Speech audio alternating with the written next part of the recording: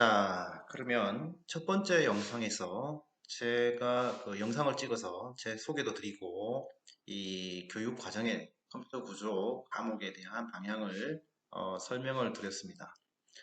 두 번째 영상에서 주차별 수업 내용하고 구체적으로 평가를 어떻게 할 것인지 또 소개를 했습니다.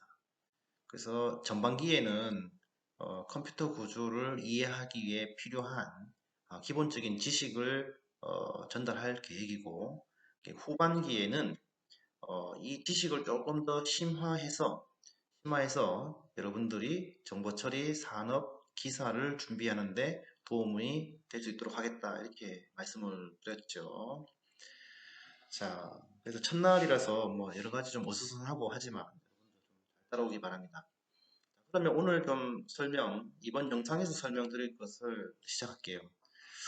자, 이 문장에서 시작하고 싶습니다. 모든 아이디어는 세상을 관찰하는 것에서부터 나온다. 그러니까 우리가 실생활에 나온 발명품들, 이런 것들이 사실은 자연을 관찰함으로써 나온 것들입니다. 예를 들어 가지고 비행기는요, 새를 보고 우리가 아이디어를 얻고 따라서 만든 것이죠. 다양한 우리의 발명품들이 자연으로부터 나타나는 것입니다. 자, 그러면 우리가 이제 컴퓨터 구조를 배우는데요.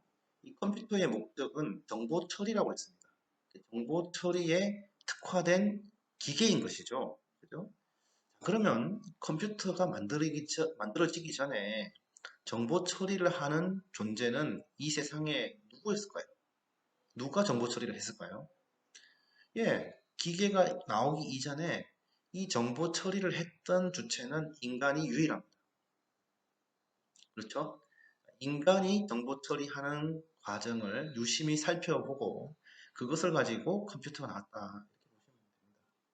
예. 그래서 저는 그러면 어떤 관점에서 사람을 보고 그 다음에 이 컴퓨터를 만들었는가를 우리가 조금씩 공부해가면서 우리가 이제 발견해보고 우리는 컴퓨터 구조, 하드웨어를 공부할 것입니다.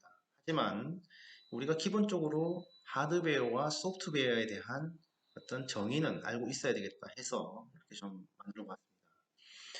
우리가 하드웨어, 소프트웨어 얘기는 많이 합니다. 그죠? 하드웨어는 어떤 일, 소프트웨어는 어떤 일, 여러 가지 얘기를 하는데 실제로 우리가 하드웨어에 대한 정의를 본 적은 많지가 않죠. 그 다음에 소프트웨어도 마찬가지입니다. 그래서 이 하드웨어의 정의를 살펴보면 이렇게 나옵니다.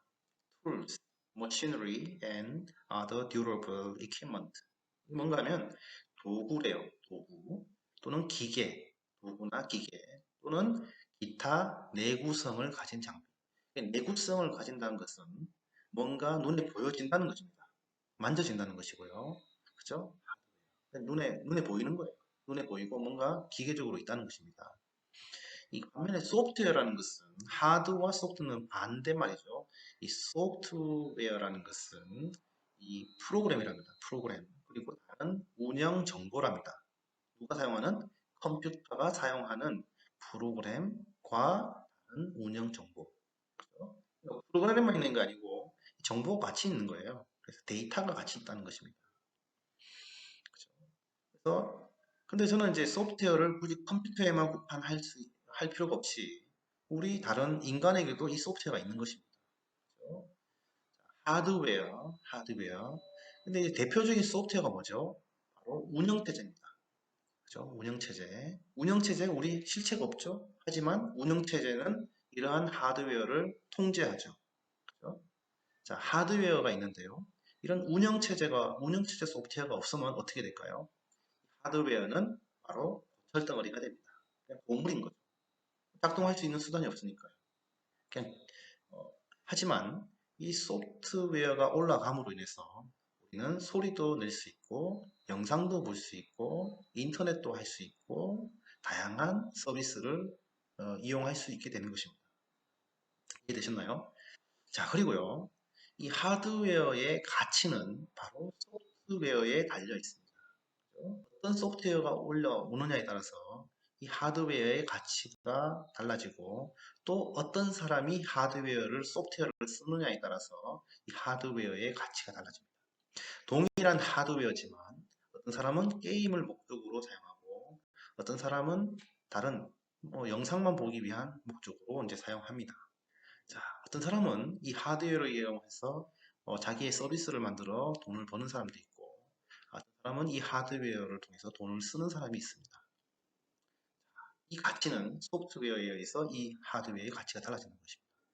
그러면은 저는 하드웨어와 소프트웨어를 인간하고 비교해 보겠습니다. 인간에서 이로부터 소프트를 한번 발견해 보겠습니다. 자, 그러면 인간에 있어서 인간을 우리가 하나의 개체로 봤을 때 인간의 하드웨어는 무엇이냐 할 때 우리 몸이 되겠습니다. 육체, 그렇죠? 그다음에 소프트웨어가 뭐냐 하면 마음이 되겠습니다. 우리의 보이지 않는 것들이죠. 자, 하드웨어는요, 분류마다 그 목적에 따라 동일한 공통성을 가지고 있습니다. 인간이라는 존재는 육체를 가지고 있고, 육체는 한 머리, 몸, 다리, 팔, 사지, 그 다음에 이 단기 공통적으로 가지고 있습니다. 그죠? 또 문화, 영혼가 있고 생각이 있고 문화, 교육, 철학, 그 다음에 감정이 있습니다. 감정. 그래서 우리의 하드웨어는 우리의 몸은 어떻게 작동하느냐면은 이러한 보이지 않는 것으로 인해서 우리의 몸이 바뀌는 겁니다. 그죠? 네. 그래서 이런 것들이 우리의 몸을 움직이게 하고 우리를 다양한 가치를 만들게 하는 것이죠. 자, 좀 전에 컴퓨터의 가치도 그죠? 컴퓨터가 아무리 좋은 CPU와 메모리를 가지고 있다고 하더라도 여기에 운영체제가 없고 소프트웨어가 없으면 그 하드웨어의 가치는 떨어진다고 했습니다. 인간도 마찬가지죠. 우리의 몸이 건강하지만 사지 필요한 하드웨어는 다 가지고 있지만 이러한 것들이 우리가 잘 준비가 되어 있지 않으면 우리의 몸값이 많이 떨어지는 것입니다. 여러분들이 재능대학교에 들어온 이유는 여러분들의 가치를 높이기 위한 하나의 활동입니다. 자, 인공지능 컴퓨터 정보학과는 여러분들을 IT 분야에서 가치를 높이기 위해 최선을 다할 것이에요. 자, 그래서 우리가 교육 프로그램을 만들고 있죠. 그래서 이제 고등학교에서 이제 졸업하고 왔는데 여기서 2년 동안 공부하고 났을 때 여러분들이 아마 여러모로 많이 성장해 있을 것입니다. 그 성장하기 위해 우리가 이 대학에 있는 것이고요. 자, 그런데 대학이 우리가 이렇게 여러분들을 어, 소프트웨어를 좀 더 업그레이드 시킬 수 있는 준비를 같이 할 건데요. 동시에 여러분들도 2년이라는 시간 동안 스스로 자기 스스로를 개발할 수 있는 준비를 해야 됩니다.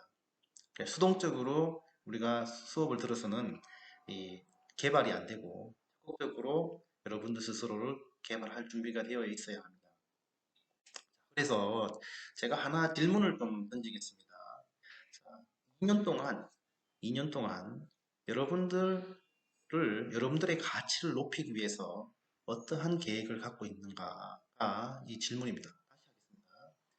자, 2년 동안 여러분들의 가치, 여러분들 몸값을 높이기 위해 어떠한 계획을 갖고 있는가를 저한테 정리해서 보내주시기 바랍니다.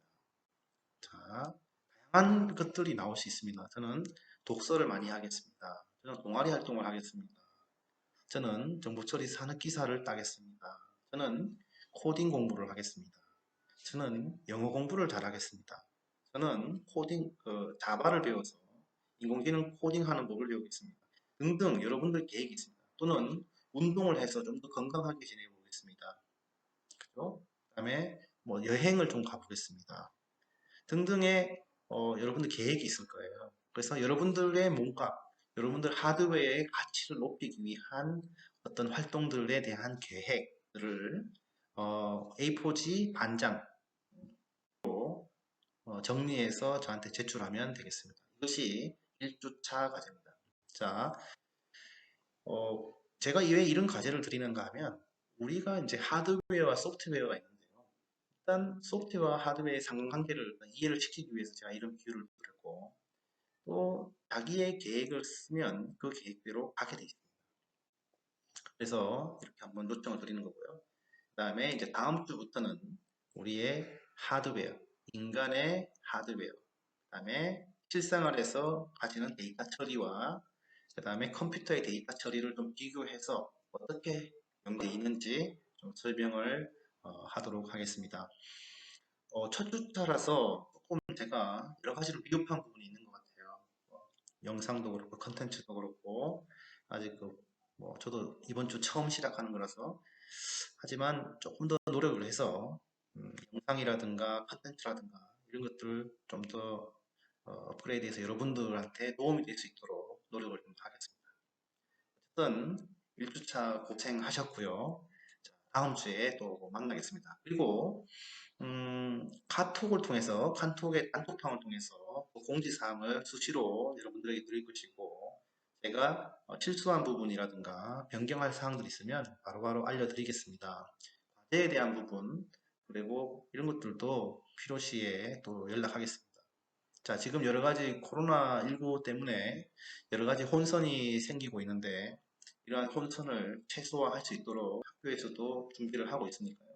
여러분들 양해 부탁드립니다. 그러면 다음 주에 보겠습니다. 감사합니다.